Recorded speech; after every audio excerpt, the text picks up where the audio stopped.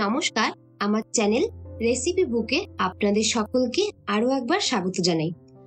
আজ করব খুবই জনপ্রিয় একটি খাবার, ভাটুরা। ভাটুরার সঙ্গে সাধারণত কাবলি ছোলা করে, আজ আমি করছি ছোলা মটরের ঘুগনি আর পায়েস।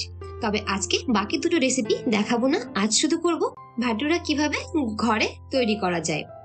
এখানে আমি 200 গ্রাম ময়দা প্রথমে চেলে নিয়েছি, তার উপরে স্বাদ মতো চিনি, লবণ দিয়ে দিচ্ছি।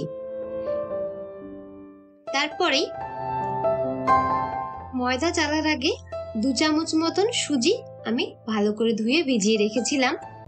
সুজি 2 থেকে 3 মিনিট ভিজিয়ে রাখলেই ভেতরে জল অ্যাবজর্ব করে নেয় এবং ভীষণ সফট হয়ে যায়। তার জন্য সুজি থেকে জল ঝরিয়ে ময়দার মধ্যে সুজি দিয়ে প্রথমে মেখে নেব। মাখা হয়ে গেলে একটু পরেই সুজির সঙ্গে মাখা হয়ে গেলে টক দই দিয়ে বাকি ময়দাটুকু মেখে নেব।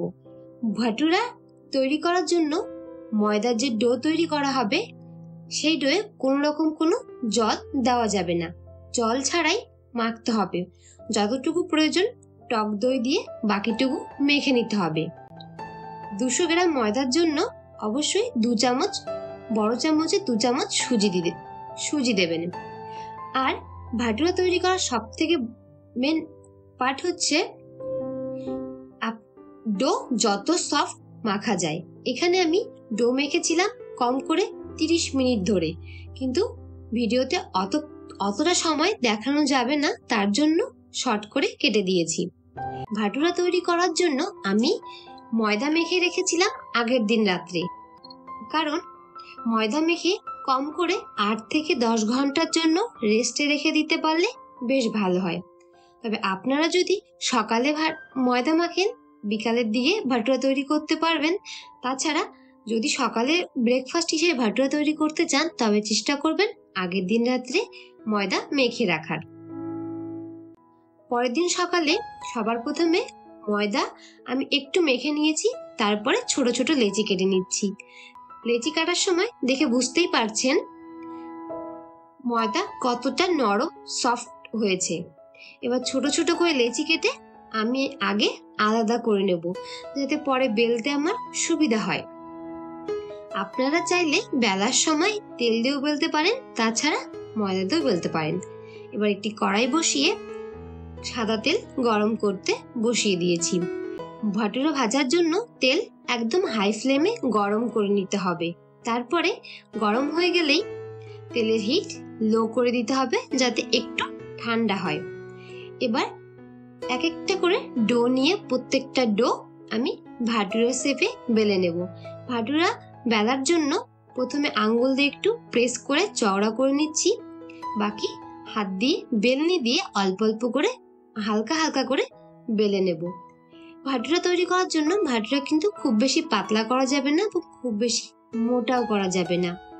দেখতে পাচ্ছেন আমি ঠিক কতটা পাতলা এবং কতটা মোটা করে বেলেছি। লুচির থেকে একটু মোটা বেললেই হয়ে যাবে। তেল গরম করে হালকা ঠান্ডা করে নিয়েছি, ঠিক সেই সময় ভাটুরাগুলো তেলের মধ্যে দিয়ে দিচ্ছি। তেলে দেওয়ার সঙ্গে সঙ্গেই উপর থেকে হালকা করে খুন্তি দিয়ে যখন ফুলে উঠবে তখন খুন্তি দিয়ে অল্প অল্প করে উপরে তেল দিতে হবে।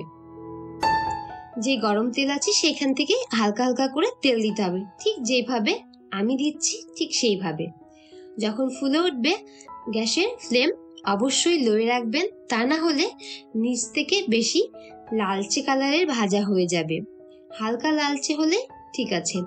এক সাইড ফুলে উঠলে অপর সাইড উল্টে দিয়ে বাকি সাইডটাও ভেজে নামিয়ে দিতে হবে। ঠিক এইভাবেই এক এক করে প্রত্যেকটা ভাটুরা আমি ভেজে নামিয়ে নেব। আপনাদের কাছে আজকের রেসিপিটি কেমন লেগেছে অবশ্যই কমেন্টে জানাবেন।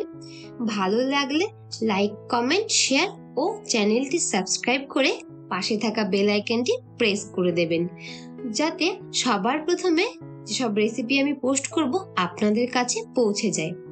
আর আমার এই রেসিপিগুলি আপনারা কোথা থেকে দেখছেন অবশ্যই কমেন্টে জানাবেন, তাহলে আমারও বেশ ভালো লাগবে যে আমার তৈরি রেসিপিগুলি কত দূর পর্যন্ত পৌঁছাচ্ছে। এক এক করে আমি সবগুলো ভাটুরা ভেজে নিচ্ছি। অন্যদিকে যারা আমার এই ভিডিওটি যারা ফেসবুক থেকে দেখছেন, অবশ্যই এই পেজটি, রেসিপি বুক পেজটি ফলো করে আমায় অনেক অনেক সাপোর্ট করুন। আর সম্পূর্ণ ভিডিও দেখার আপনাদের কাছে বিশেষ করে অনুরোধ রইল।